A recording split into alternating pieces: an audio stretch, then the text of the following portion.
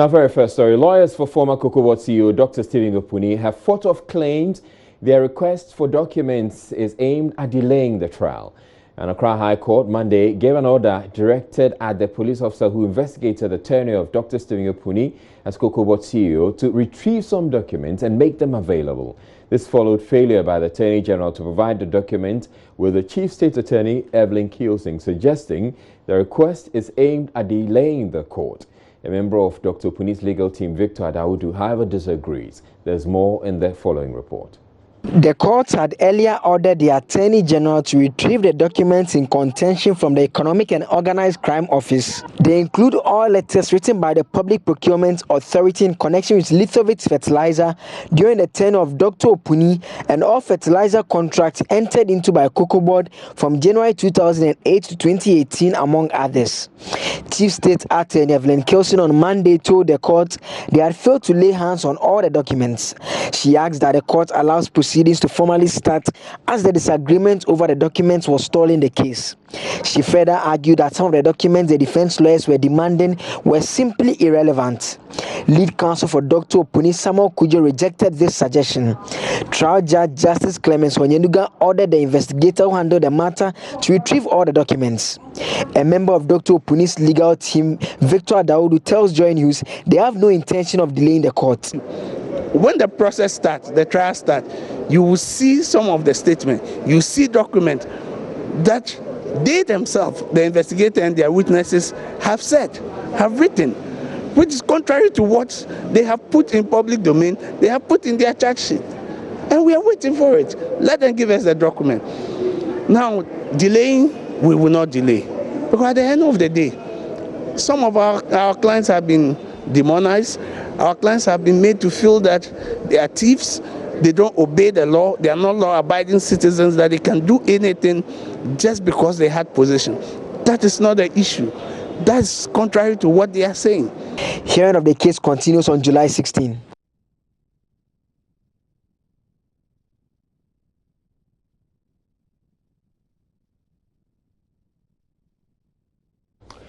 The governing New Patriotic Party has received praise for its annual National Delegates Conference, where it retained most of the old executive.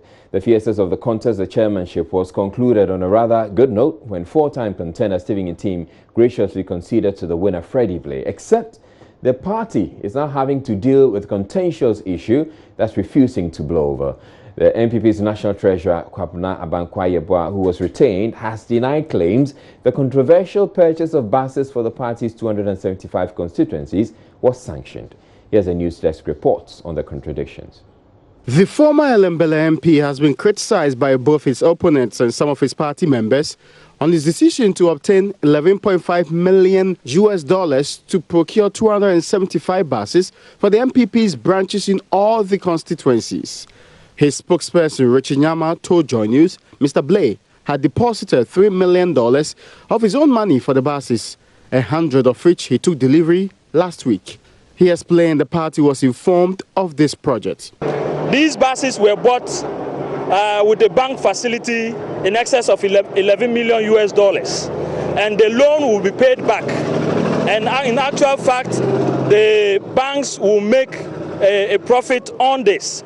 But the constituencies at the end of each month would also have some monies, at least half of the earnings go into their accounts to run the constituency business.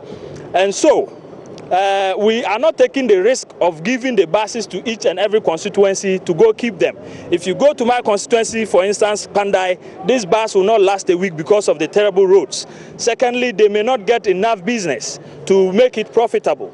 And so Mr. Freddie Blay and his associates have gone into an agreement with STC, which is a public company, but has also taken on private buses and vehicles to run for them. And so this is not new. Editor-in-Chief of the New Crusading Guide, Mali Kwekubako, on Newsfile last Saturday also corroborated Mr. Nyama's claim. The communication from Freddie Blay and the party, or both, has been problematic in terms of its trajectory. It took some time for exactly what is going on to crystallize. So that's part of the problem they must encounter. But the question is, has there been a violation of any statute or any law as we speak? Has anybody pointed to any of those things? For instance, my brother Jinapo was making a case on the STC thing, but you corrected him because I checked. The STC buses you see out there, about 15-20% do not belong to them. My own checks, as at yesterday, show that there is no written agreement now. Yeah. There was an intention expressed to STC that we are expecting these buses to come in, and if they came, we would come to you and structure up an agreement, and then you manage it for us. So as we speak, my own checks, independent checks yesterday, indicated that they have not entered into any formal agreement. But in a clear contradiction to this claim, retained treasurer of the party, Kwabna Abankwayeboah, said he was unaware the party had been informed of any such project. The loan for the bus, I have no idea about that. Because in politics, everybody has a vision. And I believe it was part of the chairman's vision to arrange some buses for party people and all that. If the party wants to go into buying buses, we would have to go through a process, steering committee, national council. If the chairman says, look, I have some sources of revenue, I have some sources of an arrangement I want to do for the party, that is his prerogative. But if he's going to involve the party, because of course we have to pay for, then it has to go through this process. During campaign, everybody makes his promises according to his ability to deliver. And I believe the party chairman made his promise according to his ability to deliver. Anti-graft agency, the Ghana Integrity Initiative, has already condemned the procurement as morally wrong and must be investigated. Political scientist Professor Ransford Jampo agrees. If somebody has the resources and wants to help his party, it's fine, so be it. Generally, my research showed that political party supporters' contribution to party functioning is just about 2%. The rest, they thrive on other people outside the parties and all that. And so if somebody has the resources and somebody has what it takes to raise resources to help the party, I have no problem with that. But the timing is what determines whether the initiative is aimed at vote buying or not. And so I'm saying that if Mr. Freddie Blay wanted to help the party, he could have helped, way before the election, so that people will say that yes, he meant well and he wanted to help the party and all that. Mr. Blay has so far refused to speak about the issue. Do you think the buses did it for you? No idea. The party would, however, need to respond to the issue, as clearly the opposition NDC is refusing to let the matter rest. Well, the minority spokesperson on Mines and Energy, Adam Akilo, is demanding immediate forensic audit into the finances of the Ghana National Petroleum Corporation, GNPC. A probe, according to the minority, is to establish whether the board chair of the state oil firm, Freddie Blay, used the corporation's funds to finance the purchase of 275 buses for the New Patriotic Party. As minority, we've monitored the activities of the elections prior to, during, and it points to the fact that it is time to call for a forensic audit into the activities of the board chairman at GNPC, because we have a cause to complain of certain transactions in the 2018 annual program of activities, having in mind that this could be abuse, and the activities of the board chairman, who is a public officer in that respect, tilts to that suspicion that we have, and therefore they call for the president to set up a forensic audit into the activities of some of the transactions of GNPC. And we think that as board chairman, he needs to be investigated where he got the $3 million to guarantee for the supply of the 275 buses.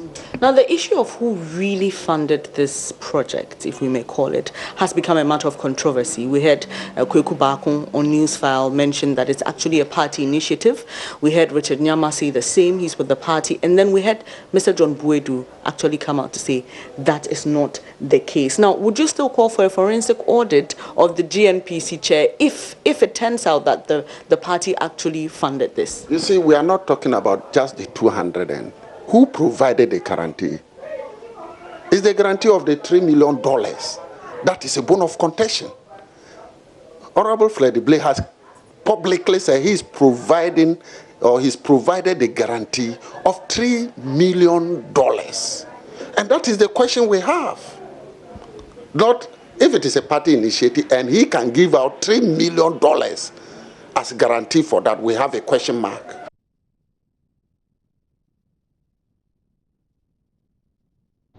In a related development, Chief Executive of the Ghana National Petroleum Corporation, Dr. K.K. Sapong, has dissociated the state oil firm from the purchase of 275 buses by its board chair, Freddie Blay, who was also elected national chairman of the governing New Patriotic Party. He was responding to calls by the minority in Parliament for a forensic audit into activities of the corporation.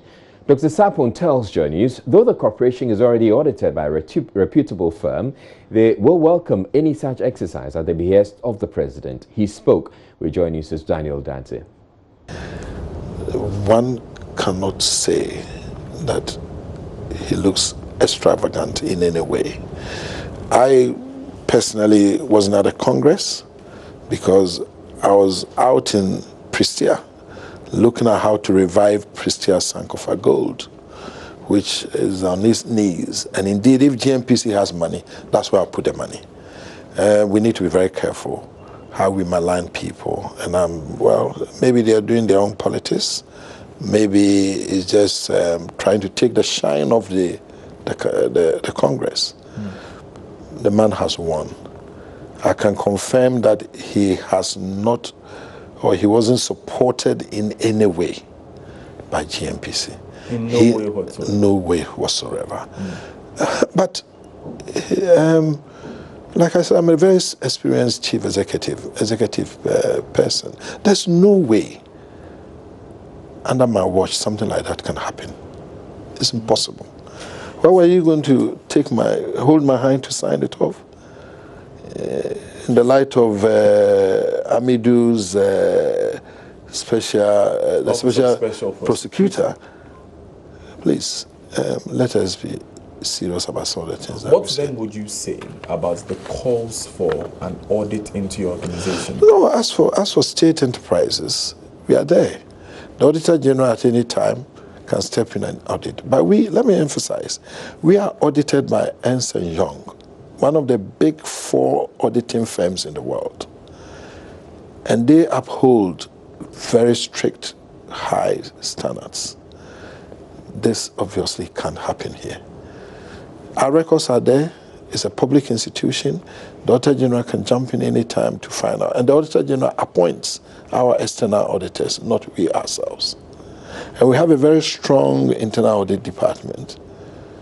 I can bet you there's no way this will happen in this organization. You referred to Mr. Freddie Blay's experience as a lawyer. Yes. And in fact, we've heard people say things like he's not a man of straw. However, in the NDC statement, again, they say that this is a man who was not available to help his party when there was a $2 million debt a couple of years back. Now he's able to raise $3 million. Isn't that a matter of concern? About the dynamics, we're looking at time. It wasn't possible for him to do maybe 4 years ago. What is the logic that he cannot do it now? But that is beside the point. I think the crucial issue is the involvement of GNPC. And as chief executive, I'm affirming, I'm telling the whole country, everybody in this country, that if Mr. Blay spent that money, he did not get it from GNPC. And he couldn't have gotten it from here. Yeah, in other jurisdictions, when persons show such means, if I can use the expression, that alone is grounds for his finances to be looked into, just to make sure that, there is nothing untoward about the way he makes his money. Mr. Blay has not been very clear on how he raised some of these funds and the persons who communicates to him. So in that case, does it not then raise questions about your organization? You said that 4 years ago and now it's different. Now, one thing that makes a difference is that he's board chairman of GNPC. Yeah, but he's board chairman, but we have governance, good governance structure. Let me emphasize that GNPC is not like managing a hen coop. You know a hen coop? where maybe you can just pick eggs and whatever and do whatever you like with it. This is a streamlined, well-structured organization with very high standards of governance. And I'm very proud of my own record. There's no way under my watch something like this can happen. No way whatsoever. In the very latest development, newly elected national organizer of the New Patriotic Party, Sammy Uku, has conceded there was no official endorsement by the party of the then acting chairman's bus initiative. He has been speaking with Evan Spencer on Newsnight. Let me put this whole matter to rest once and for all. I went around the 275 constituencies, and then I got to know, I sensed the mood of our party people. Some of their concerns, some of their needs, some of their wants. For the national chairman position, I also do know Mr. Blay also toured the country, likewise other aspirants. Mr. Freddie Blay said, okay, to make resourcing our constituency party easier, I am going to push for an arrangement and a facility so that we can acquire at least a minimum of 275 buses, so the party at the local level can have some engagement and run this as a commercial entity. Then the process of it, the party at the constituency level can keep part. Then the facility to some goes to pay the facility that we've taken. Mr. Blay went further to negotiate on his own accord and then needed a guarantor. Spoke to John Boedu about it. Would you like to help me so we can help our party people? This matter, it was a private arrangement. And so when people say, hey, the NPP all of a sudden can procure 275, we haven't procured 275 buses. And if you go to the United States, even all the rich men have credit cards. Not because they don't have money, but sometimes you need that facility and the credibility of it. Then John Boedu also did guarantee for Mr. Blay. If today there's a default, the NPP and its assets will not be garnished or will not be sold. So this is not an NPP initiative. That is why I'm surprised that people raise issues of ambulance. No, but since when did private individuals decide to procure ambulances for an entire country? But I'm telling you what it has to do with the NPP as a corporate body. And the chairman, the national chairman, will not contradict the position I'm giving. The general secretary will not contradict this position. I said he spoke to us about it. He spoke to John when you say us, about it. Or individual, but that doesn't mean that you convey the meeting, because you won't have any records of that at steering committee neck or. So the party had no hand in the purchase. But for me, he told me about it. For John Boedu, he told him about it. For other national officers. But you didn't sign the papers. I didn't have the clout and the capacity. So. You're watching Joy News Prime. We're taking a break, but still ahead in the bulletin, 3 members of Parliament who recused themselves from the House's Privileges Committee investigating contempt claims made against Asin Central MP Kennedy Ejapong received scolding from the leadership. We'll be back with all other more. Stay tuned.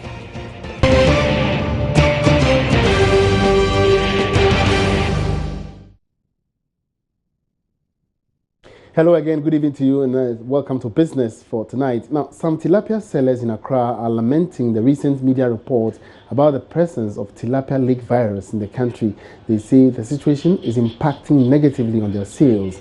Even though the announcement has not been confirmed by the Ministry of Fisheries and Aquaculture, the news has spread like wildfire. The speculation has left the tilapia stands virtually empty on the market. Charles Aite has been gauging the scenes and our report.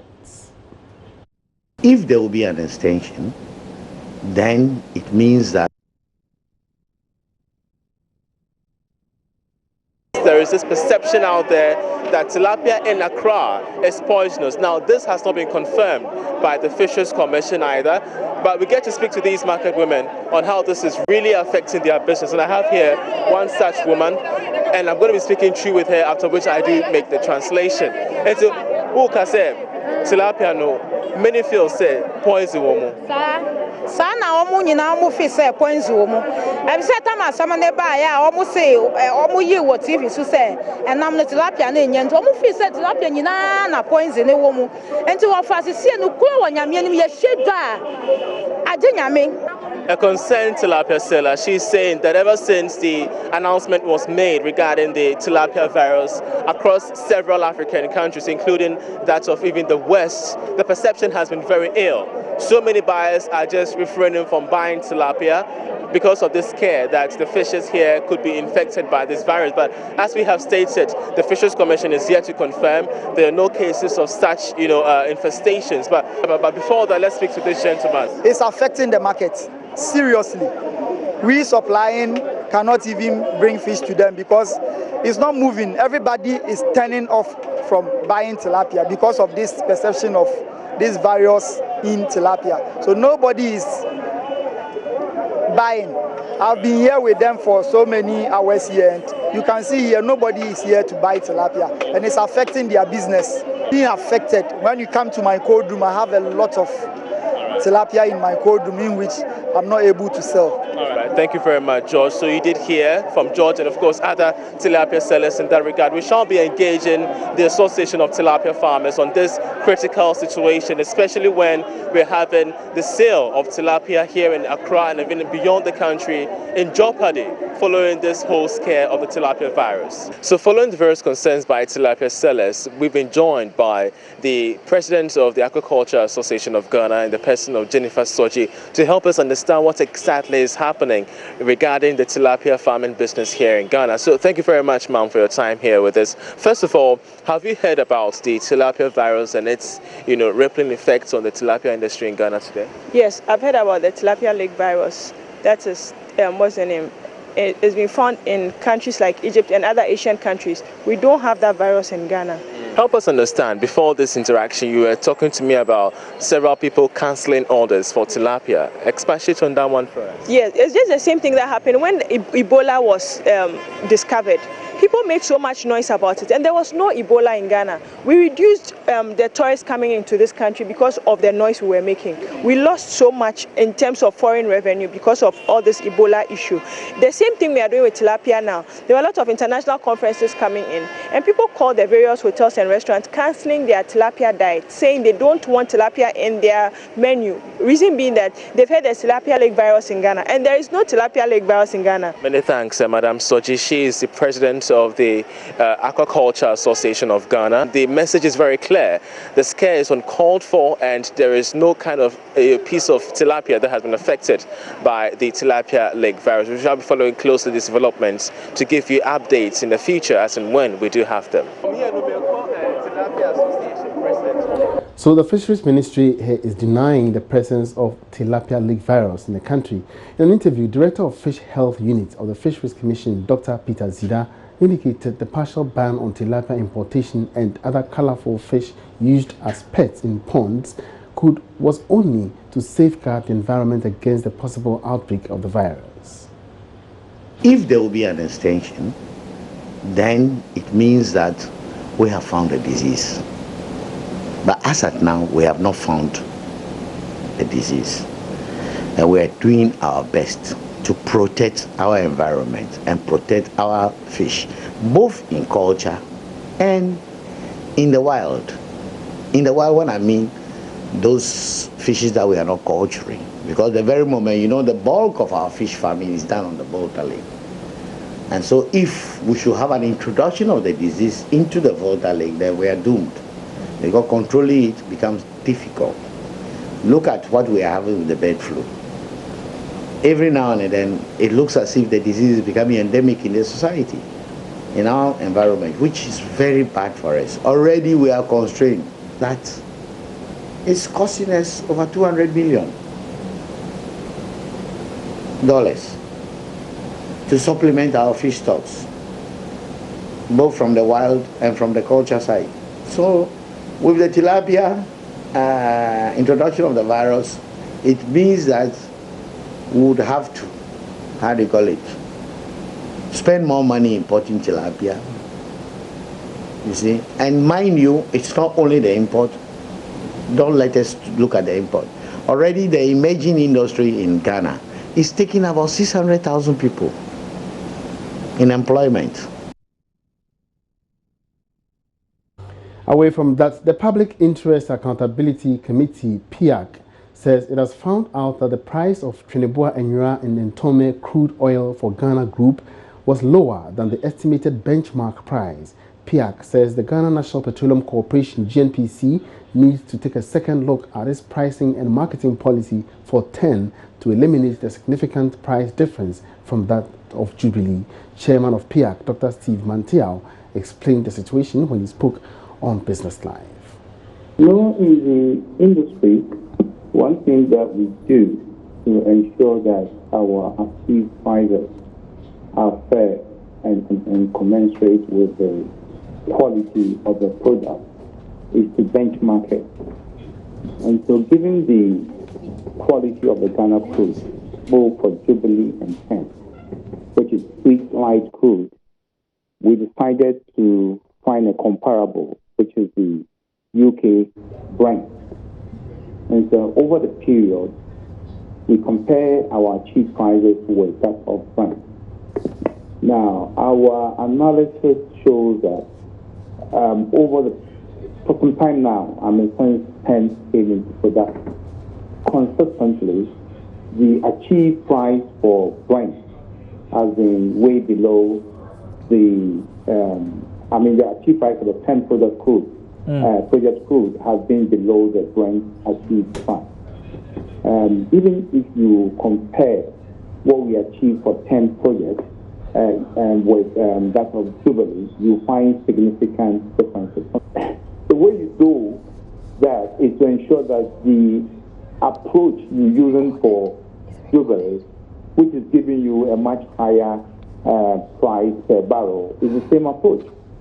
You're selling the same quality of product on the international market, and one is giving you a higher value, a higher achieved price. It makes sense to apply the same strategy to get a higher value for the other product, which is of similar quality. The Association of Ghana Industries, AGI, has joined calls for more local banks in the country to merge in order to have a stronger financial base. The AGI is lauding current reforms by the central bank, but caution they have to be implemented cautiously in order not to lose many of the local banks to foreign ownership. Vice President of the AGI, Humphrey Enyimdake, in an interview with Joy Business, noted that 3 local banks in the country must merge to obtain the necessary support from government. Indigenous banks, we have always stated that it falls into the same concept of the local content issue. We are not against the indigenous banks doing well. However, in the financial industry, it's a sensitive industry such that rules and the regulations that operate in the said industry must be well regulated. Currently, it's been stated that the percentage of the indigenous banks in terms of their market share is still very small as compared to the foreign banks. Our hope is that a number of the indigenous banks, as stated by the governor, will be willing to merge to create a few big banks as against a few smaller banks that their impact is not very effective. We encourage them to come together. We are still in for the indigenous bank growing 2, 3, 4 significant indigenous banks that could have the real effect or impact in the financial space is what we desire, not multiplicity of small ones that their aggregate impact will not be felt accordingly. Once that is so, as stated by the president, they are willing to support this indigenous bank grow with various financial products that will make them robust and strong. So we are in for that. Nonetheless, we believe the reforms it's necessary to bring about this desired goal. And once we get this, we believe that will change the financial industry. And that's all in business tonight. Many thanks for watching. There's more news ahead. Don't go away. Individuals in the Brahafo region have started taking advantage of President Akufo-Addo's flagship One Village, One Dam project to construct irrigation dams in their communities. One such person is Jasihene of Mo Traditional Council, Dr. David Mensah, who has initiated the construction of an irrigation dam for use at Yara, a farming community in the Kintampo municipality of the Brahafo region. Dr. David Mensah has been speaking to Joy News' Nesta Kafuyajoma at Yara irrigation dam sites and says President Akufo-Addo's idea of constructing a dam for every village is realistic and achievable.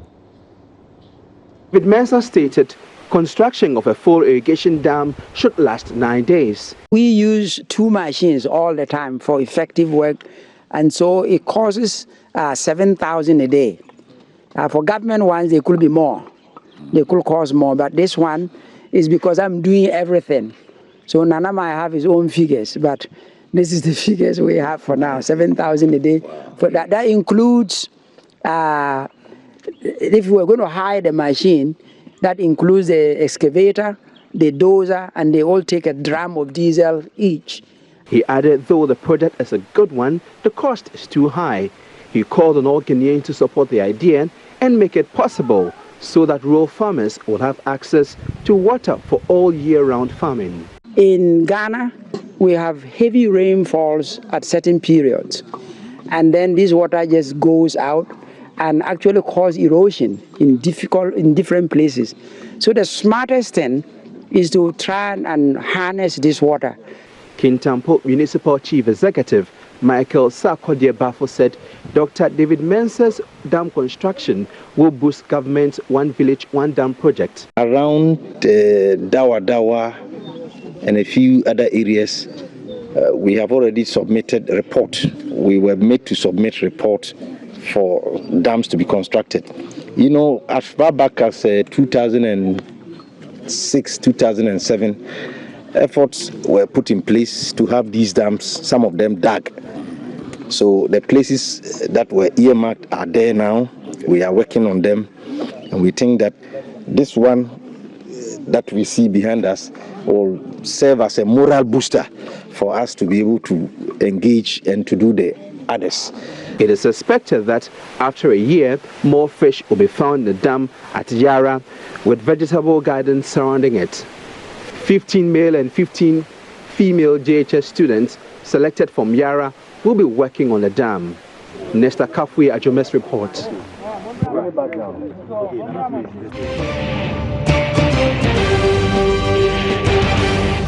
Chief Justice Sophia Kufu says the Judicial Service will be training traditional and other religious leaders on basic legal principles to handle cases. This, according to the Chief Justice, will help ease the pressure on the courts and reduce the number of years cases take in court before justice is served. The Chief Justice was addressing traditional authorities at Swedru after she toured the courts at Swedru in the Central Region. Says she gets extremely depressed when cases take years for settlement to be reached in Ghanaian courts. Earlier, she expressed disappointment at the state of the Kaswa Magistrate Court, where she started her tour. This is terrible. So 3 months ago, they came to create the main entrance for litigants. So this time, but when you are sitting, no, because you should not be sharing facilities. We should not be sharing facilities with anybody.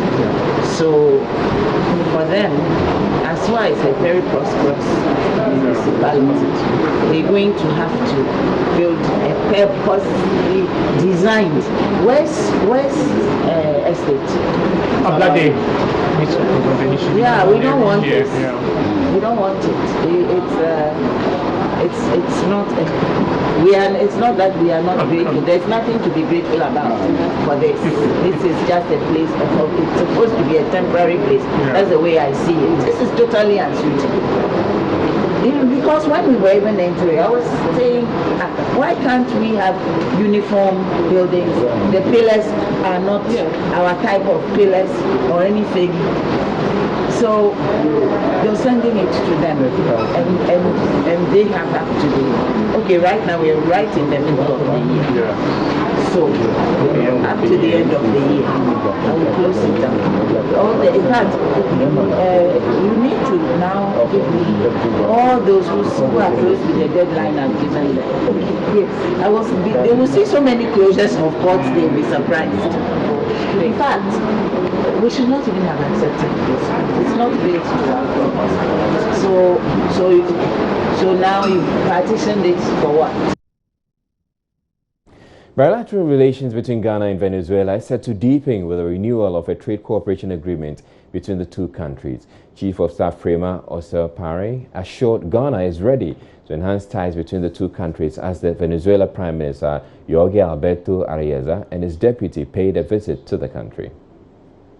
We are happy that the relationship between Venezuela and Ghana is to be rejuvenated, I will say, because as the foreign minister said, we've had very good cooperation in the past, and she rightly recalled our special relationship in your support to Ghana when we had oil crisis. So it's not to be forgotten, and we stand ready for this renewed relationship.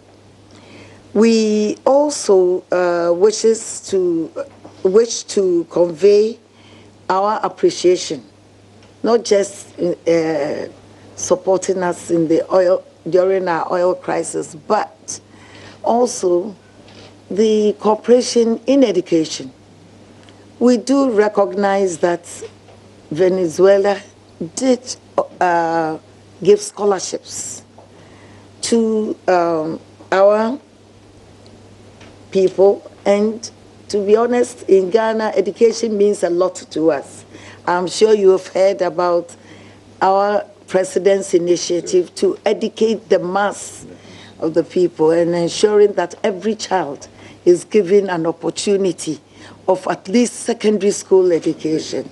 One that is a commitment that is made, that he's started implementing, and we see that education being the bedrock of development, that investing in that and even higher education will strengthen the human resource base in which you can develop a nation.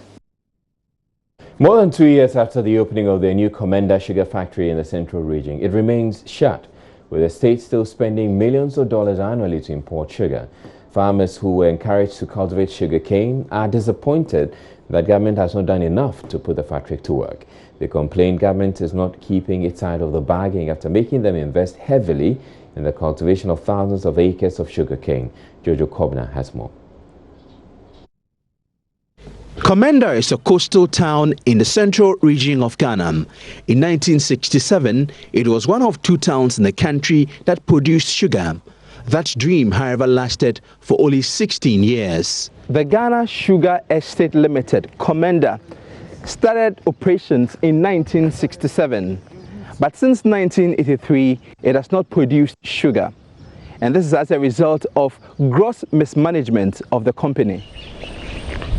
The building has not been maintained for several years. For now, it looks rotting and almost torn apart. E.K. Esau once worked here and recounts the good old times.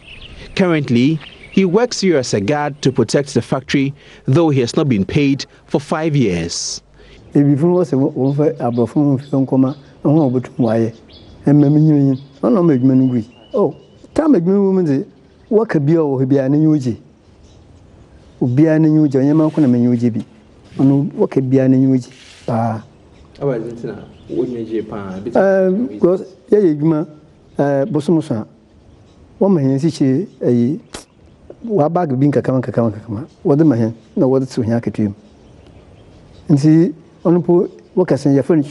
power.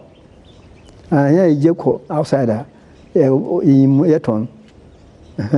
I'm working behind you. I'm not market the bill. I am fine and that.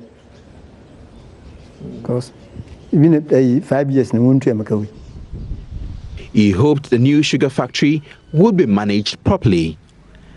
The new Comenda Sugar Factory was meant to reduce Ghana's reliance on importation of sugar.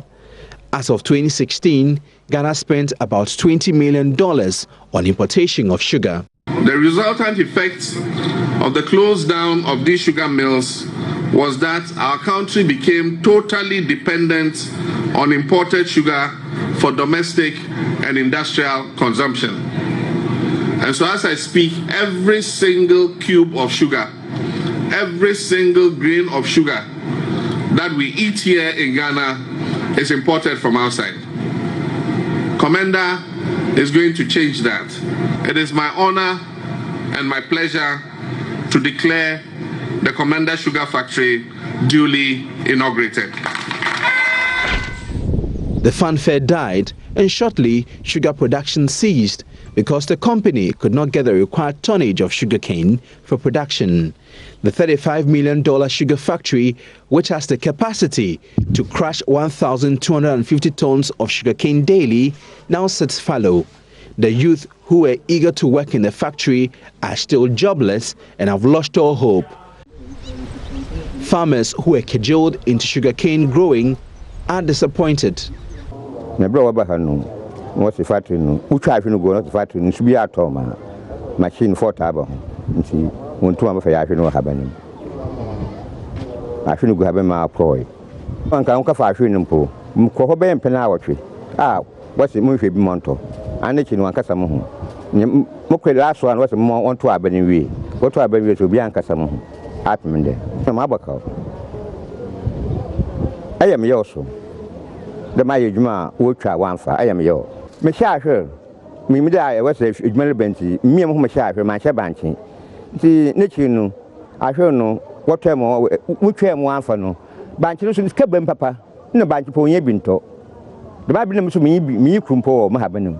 And I'm damaged my share, may escape banking. Me did bank to come, Papa. She may escape banking. Now, who chairs are one for. According to the president of the Sugarcane Growers Association, James Manson, they have held meetings with officials of the Trade Ministry and have concluded that they are not serious. Deputy Minister, visited the chiefs around here. We met at Commander at Omahin's Palace, and we told the chiefs that they need a land of 10,000 acres before the party could be, inoperative. When they get the land of 10,000 acres, before they will grow the sugarcane. But what is left is almost 2,000 acres. So without 2,000 acres, then we have to find another 8,000 before you can get the 10,000 acres as they are requesting. So we went to another village about 9 miles from here called Sachrahiman. We met the chief there, and he promised that he can also lease a land of 5,000 acres. We sent a report to the deputy minister that is the homework we have done. Since then, Majority Leader in Parliament, Oseche Mensah Bonsu, has scolded 3 NPP MPs from the Central Region for failing to properly notify leadership of their decision to recuse themselves from the Privileges Committee tasked to investigate MP for Asin Central Kennedy Ejepong for alleged contemptuous remarks against the House. The committee's public hearing was last week suspended because of the MP's last-minute action. Oseche Mensah Bonsu, who was speaking on the floor of the House, indicated 3 MPs have been appointed to fill the vacuum temporarily to enable the committee execute on its mandate. In the headlines, even before the dust settles on the annual delegates conference of the New Patriotic Party, officials are being confronted with contradictions in their responses to the One Constituency, One Bus initiative championed by the chairman. It comes even as a minority in Parliament demand investigations into how the newly elected MPP chairperson, Freddie Blay, funded the bus purchase. But the GNPC maintains none of the corporation's funds went into the purchase of the buses, as has been alleged by the minority in Parliament. In the very latest development, the newly elected national organizer of the governing New Patriotic Party is standing by the party chairman, but he maintains it was a private initiative. In other news, lawyers for former Kokobo CEO Stephen Opuni fight off claims they are stalling his prosecution for causing financial loss to the state by making needless demands for documents to be used in the trial. In business, some reports of emergence of tilapia lake virus in the country impacting negatively on tilapia sales on the market. Meanwhile, the Fisheries Ministry is debunking the report. And that'll be all for the bulletin. My name is Judicial. Thank you very much for watching me. Have a good night.